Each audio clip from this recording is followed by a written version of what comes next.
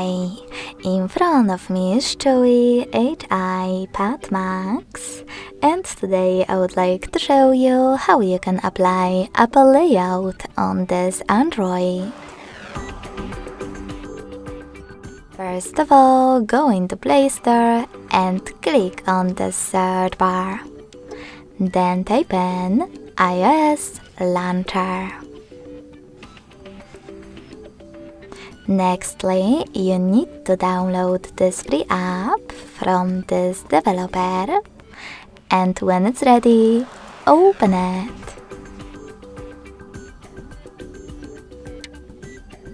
Now, in order to set it up, choose while using the app and allow in all pop-ups.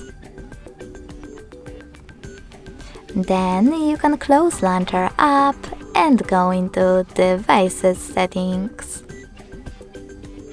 In them, click on Apps section, scroll down just a bit, click on Default Apps, and tap on Home app.